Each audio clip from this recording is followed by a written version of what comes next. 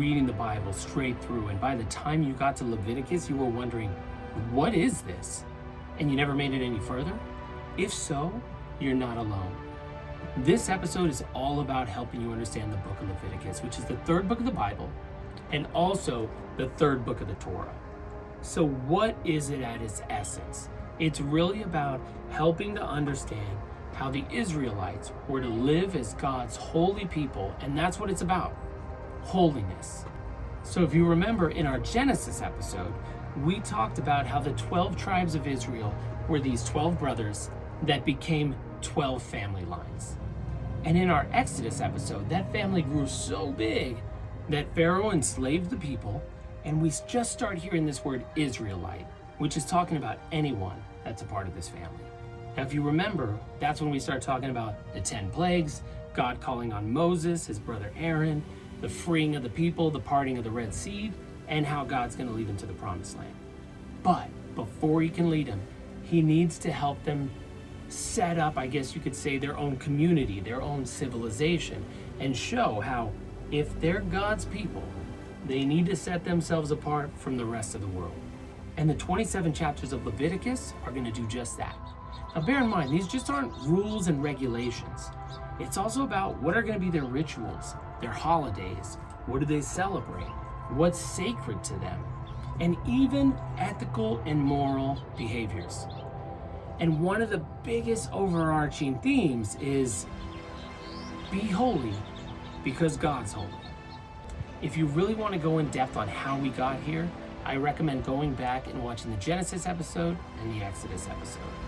But as a reminder, at the end of Exodus, God is using Moses and his brother Aaron to free the Israelites. They head to Mount Sinai, get the 10 Commandments and instructions on how to build the tabernacle, which was that portable sanctuary. And Leviticus is picking up right after that. However, you kind of feel like you get thrown if you're reading straight through, because Genesis and Exodus are like this sweeping saga, and then Leviticus just sort of stops. And what do I mean by that? Well, if you just read Genesis and Exodus, we're dealing with wars, betrayals, floods, slavery, big miracles. And remember, Genesis is spanning thousands of years, and Exodus another 81 years. But then you get to Leviticus, and it sort of just stops. And it's going to feel like you're taking a break from that big long saga and stepping into a classroom. And for a lot of people, to be honest, that throws them.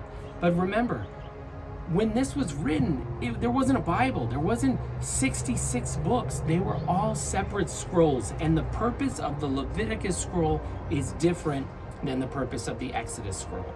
And what do I mean by that? Well, a math book teaches you math, and a history book teaches you history. And in school, you're going to read both. Now, they're both books, but you don't read a math book the same way you read a history book. You read math to understand the rules, formulas of mathematics, but in a history book, you get these sweeping narratives. And Leviticus is kind of like a math book. It's going to help you see how this society starts to grow and the rules from that. And we're going to take a break from the story and focus on the formulas that it takes to make God's people holy. Now you might be wondering, but why is that important for me or for any of us? Well, a few reasons. One, we want to give you some history into the culture. Two, we want to help you to understand that the world was a different place at this time, and there were ways that God needed them to separate themselves from the other communities and other nations that had different gods and different ways to live. And three, to learn the history behind how a family became a civilization and how that civilization governed themselves under these laws. Now, it's actually kind of interesting to me because Leviticus, I think, is probably one of the least read books by Christians, and yet it's one of the most read books by Orthodox Jews. Almost half of what they call the 613 laws or commandments are in this one book. So what's in the content itself, in the structure? Section 1 is all about offerings and sacrifices, and that's going to take us from chapters 1 through 7. We're going to talk about burnt offerings, grain offerings, peace offerings, sin offerings, guilt offerings, And it's important to note, a lot of people go, okay, so this is kind of where if you do something wrong, you sacrifice an animal, right? That's not really how this book is set up, nor how this community was. To be honest, the different offerings and sacrifices, they all have different purposes, different ways to perform them, and it really talks you through that. Now, section 2, by the time we get to chapter 8, I call this the priestly laws and consecration. Now remember, Moses' brother Aaron, who was with him on this whole journey, in Exodus we're told he's going to be the high priest, the first high priest, and his sons are going to be the priestly line. And this is talking about what is expected of them.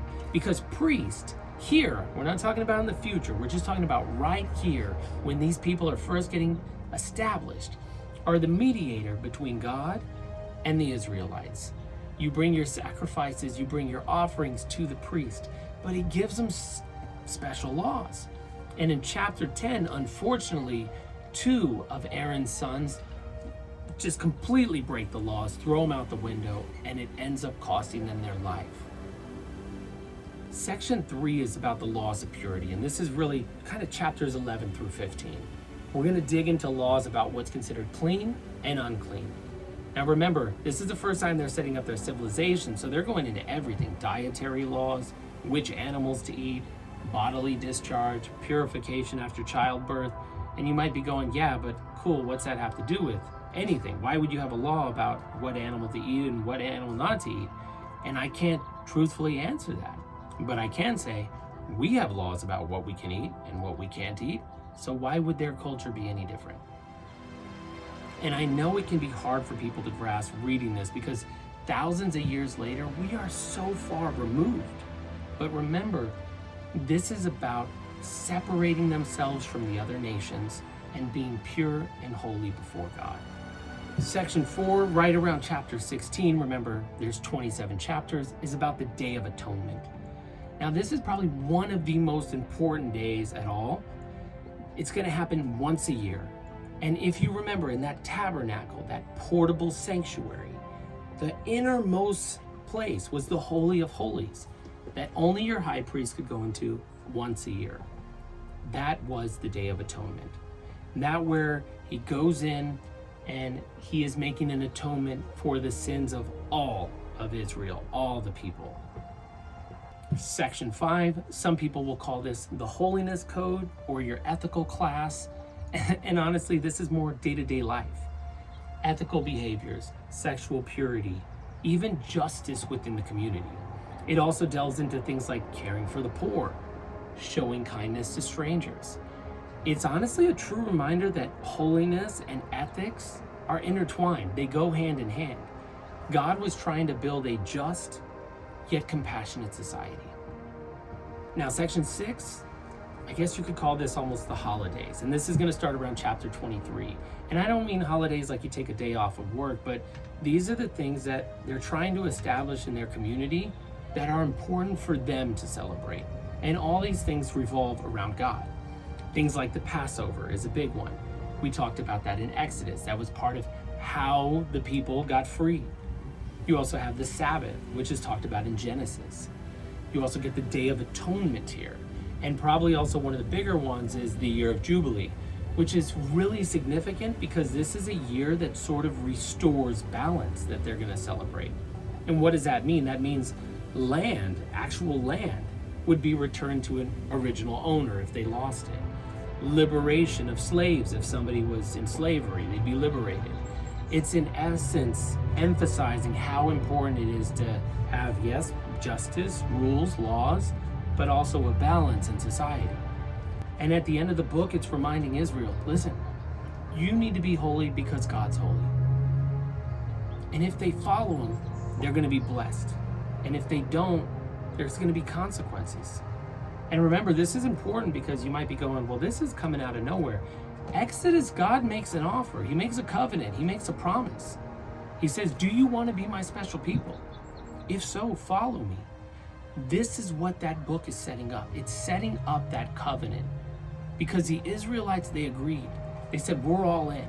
And God says, if you're all in, here's what we're going to do. This is how you become holy. Now, here's the hard part, because you might be thinking, wow, this guy really expects me to go through Leviticus, understand every law, keep every law, in essence, be perfect and never make a mistake, and that's the only way that I keep my covenant with God. This book was written for these people at this time. If you're reading this whole thing and looking for the meanings behind the law, what was God really trying to establish? You have to read the whole thing, not just Leviticus, not just the Torah, but the entire Bible. Because what it's teaching you, even if you look at these laws, what is this law's intentions?